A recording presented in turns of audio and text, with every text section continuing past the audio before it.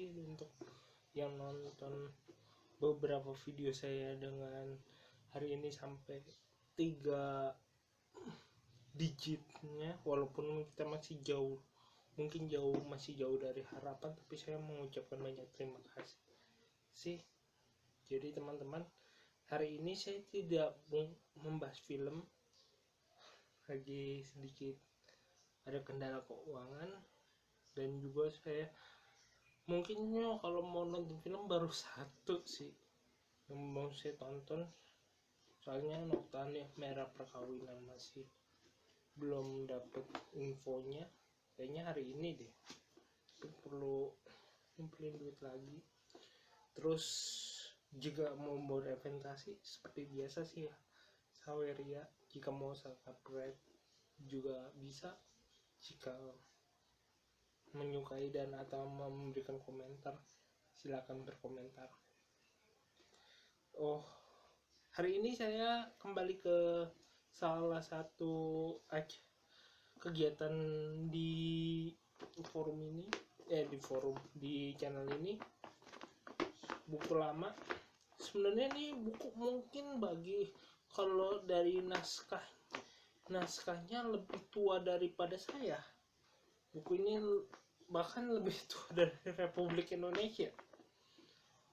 Tapi saya belinya tuh sekitar tahun 2011 apa 2012, 2010, tapi saya belinya 2011. Bukunya judulnya Sebatang Kara, karya Hector Melot.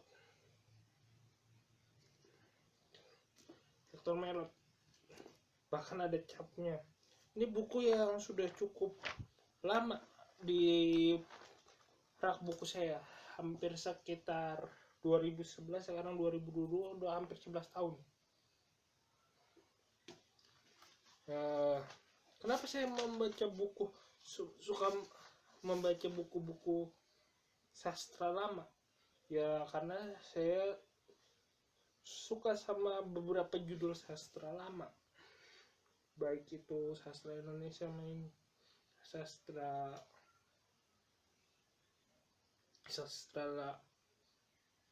Indonesia sama sastra luar.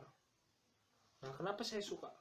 Dan mungkin banyak teman-teman 90-an bakal sangat suka buku ini. Kenapa saya bilang buku ini? Karena sangat suka buku ini. Karena buku ini adalah buku yang cukup bisa diimajinasikan, cukup bisa dibayangkan. Kenapa aku bilang begitu? Karena buku ini salah satu dari mungkin nih 5 kartun Jepang yang paling memorable di tahun 90-an, awal 90-an, bahkan akhir 90-an. Jadi kalau bagiku ada 5 kartun Jepang atau anime yang paling memorable di awal 90-an. Pertama itu Doraemon, kedua itu Lady Oscar, nanti saya bikin videonya. Ketiga itu Senseiya, keempat itu Samurai, pokoknya Samurai yang ada di Samurai yang kayak Cold juga Senseiya, itu ada di Indosiar. Yang terakhir itu yang paling bikin nangis itu namanya Nobody kalau di bahasa Perancis, kalau di film Perancisnya Remy San Remy deh. Ya, ini kisah tentang Remy. Kalau Anda sering dengar di YouTube saya yang sebelumnya tentang original soundtrack Remy, baik yang ending maupun opening, itu ada kisahnya Remy. Ya, original soundtracknya Remy pakai bahasa Indonesia, dan itu sama aja gaya musiknya antara di luar negeri sama yang di kita. Yang menarik dari kisah Remy adalah, kisah ini adalah tanpa, kalau kamu mau nonton filmnya dari Jepang, kartunya dari Jepang pun sama plek dengan apa yang ada di buku Hector Melot ini. Kalau kamu mau nonton yang versi 2017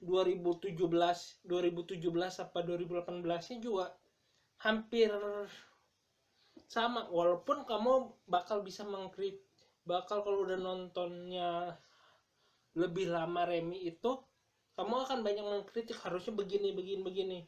Nah, saya bilang kalau di kartun itu lebih terasa feel-nya dibandingin kamu yang sulit berimajinasi di baca buku. Walaupun kalau baca buku kan bisa mengimajinasikan bagaimana kehidupan Eropa pada saat itu. Ya, kehidupan Eropa atau kisah seorang anak yang dijual.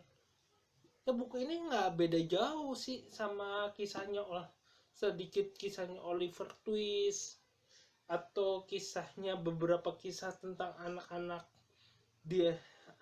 yang pernah dijual abis itu bertemu dan mendapatkan hidup yang lebih baik di akhirnya. Ya, ini kisah Remy ini juga cukup menginspirasi. Ada beberapa tokoh yang menurutku bagus di buku ini. Victor Vitalis, ibu angkatnya Remy,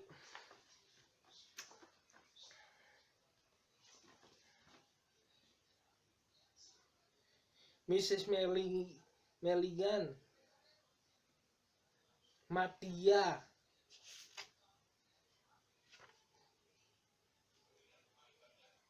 terus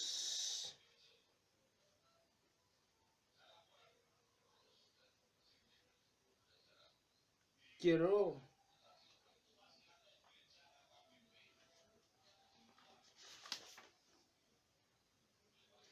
Ibu Berere, Baberin, terus Pak Babarin. Banyak tokoh yang sebenarnya sama plek.